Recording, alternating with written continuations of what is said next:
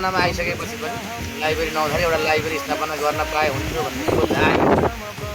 सोचेर मात्रै मैले स्थापना दिएन। त्यो हुँदाहुँदै पछि विद्यालय नै बजेट आएर खुसी लाग्यो, लाइब्रेरी स्थापना राम्रो भएको छ। त्यसै एक विद्यार्थी एक पूर्व विद्यार्थी एक पुस्तक अभियान हो। यो अभियान चाहिँ पूर्व विद्यार्थी मात्रै नभएर जोसुकै अभिभावक शिक्षक कर्मचारी जो जहाँ हुनुहुन्छ उहाँले सहयोग गर्न सक्नुहुन्छ। हरेक व्यक्तिले एक पुस्तक सहयोग गर्यो भने लाइब्रेरीमा प्रशस्त पुस्तकहरू आउँछन्। त्यति नै हो यसो चलिरहन्छ। यो चाहिँ जोसुकै पनि भोलि यहाँ पढिरहेका विद्यार्थी पनि भोको भएर जान्छन्। यसपछि पूर्व विद्यार्थी आउँछौँ भने हामी पनि पूर्वमै भयौँ। धेरै पुस्तक चाहिँ आउँदैछन्, धेरैजना साथीहरू चाहिँ कन्ट्याक्ट हुनुहुन्छ।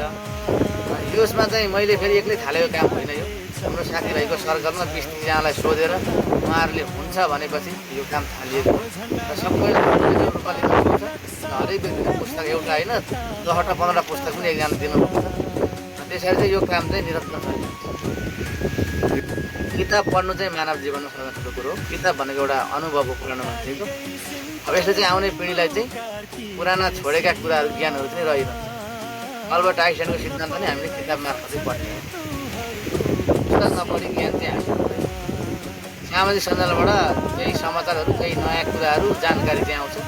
पूर्ण रूपमा ज्ञान एक विद्यार्थी एक पुस्तकको अभियान लिएर जुन जोडिएर पुस्तकहरू सङ्कलन गरेर यस विद्यालयसम्म आइपुग्नु भएको छ, उहाँ लगायत हाम्रा पूर्व यस विद्यालयमा अध्ययन गर्ने र यस विद्यालयलाई पुस्तक उपलब्ध गराउन सहयोग गर्नुहुने सम्पूर्ण हाम्रा पूर्व विद्यार्थीहरूलाई सम्मान गरिदिनु हुन म हार्दिक अनुरोध गर्छु। ताली गरेर सम्मान गरिदिनु। जिन्दगी बनाउने हो।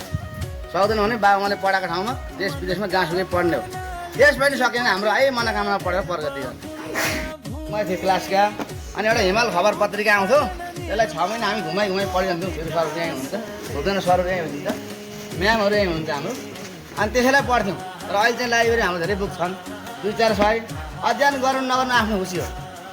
तर यी बुक पढेर क्वेसन एन्सर पनि आउँदैन, यसबाट प्रश्न पनि आउँदैन।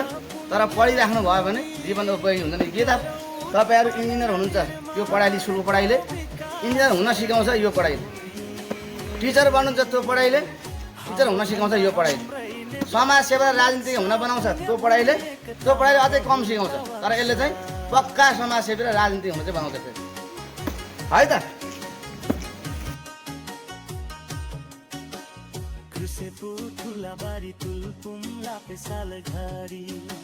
धान मकै कोदो मास फल्दैन श्रवणगरी।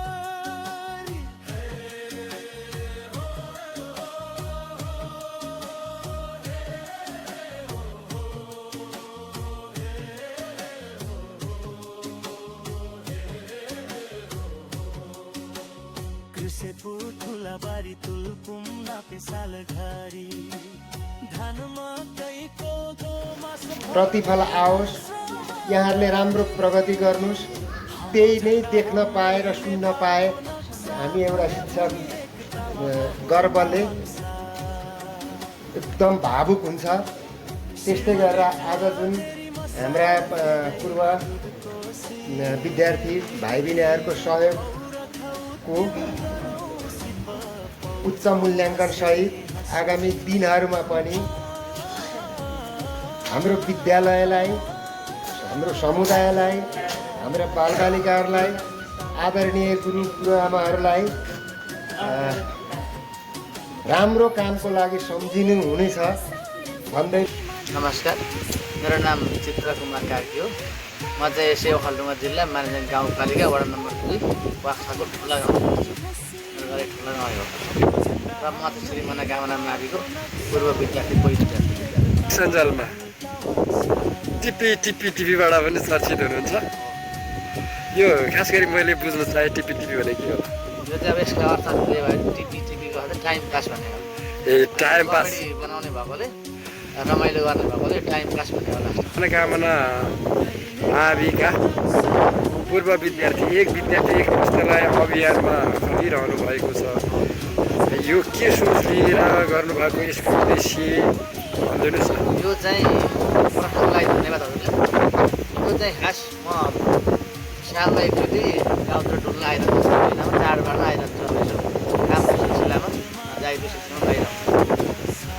आउँदाखेरि चाहिँ हाम्रो विद्यालयमा लाइब्रेरी थिएन, हामीले पढ्दा पनि लाइब्रेरी थिएन, ल्याब पनि थिएन र पोहोरसम्म पनि थिएन। हामीले पनि एउटा हिमाल खबर पत्रिका पायौँ भने 6 महिनासम्म पढ्ने गर्थ्यौँ। अब त्यो पोहोरसम्म पनि नहुँदाखेरि अहिलेको जमानामा आइसकेपछि पनि लाइब्रेरी नहुँदाखेरि एउटा लाइब्रेरी स्थापना गर्न पाए हुन्थ्यो भन्ने सोच आयो। सोचेर मात्रै मैले स्थापना गर्नु थिएन। त्यो हुँदाहुँदै पछि विद्यालय नै बजेट आएर खुसी लाग्यो, एउटा लाइब्रेरी स्थापना राम्रो भएको छ, त्यसैलाई चाहिँ योगदान स्वरूप गरौँ भन्नु चाहिँ एउटा सोच बनौँ। अब एकजनाले गर्न सके पनि सबैले गरौँ भनेर एक विद्यार्थी, एक पूर्व विद्यार्थी, एक पुस्तक अभियान हो। यो अभियान चाहिँ पूर्व विद्यार्थी मात्रै नभएर जोसुकै अभिभावक, शिक्षक, कर्मचारी जो जहाँ हुनुहुन्छ उहाँले सहयोग गर्न सक्नुहुन्छ। हरेक व्यक्तिले एक पुस्तक सहयोग गर्यो भने लाइब्रेरीमा प्रशस्त पुस्तकहरू आउँछ। मनोकामना माविलाई केही पुस्तकहरूले हस्तान्तरण पनि गर्नुभयो। यो यति नै हो कि निरन्तर चलिरहन्छ? यो चाहिँ निरन्तर चलिरहन्छ। यो चाहिँ जोसुकै पनि भोलि यहाँ पढिरहेका विद्यार्थी पनि भुक्क भएर जान्छन्। यसपछि पूर्व विद्यार्थी आउने हो नि, हामी पनि पूर्व नै भयौँ। धेरै पुस्तक चाहिँ आउँदैछन्, धेरैजना साथीहरू चाहिँ कन्ट्याक्टमा हुन्छ। यसमा चाहिँ मैले फेरि एक्लै थालेको काम होइन। यो हाम्रो साथीभाइको सर्कलमा 20-30जनालाई सोधेर उहाँहरूले हुन्छ भनेपछि यो काम थालिएको र सबैले पोजिटिभ रूपमा लिनुहुन्छ। हरेक व्यक्तिले पुस्तक एउटा होइन 10वटा 15वटा पुस्तक पनि एकजनाले दिनुभएको छ। त्यसरी चाहिँ यो काम चाहिँ निरन्तर चलिरहेको छ। सरकार जुन विभिन्न भूगोलमा रहेर कक्षाका राजनीतिक, आर्थिक, सामाजिक, शैक्षिक अन्य क्षेत्रमा सामाजिक सञ्जालहरूलाई हेऱ्यो अनि निकै भ्रमण गर्यो। तपाईँलाई चाहिँ यस्तो सकारात्मक प्रेरणा कसरी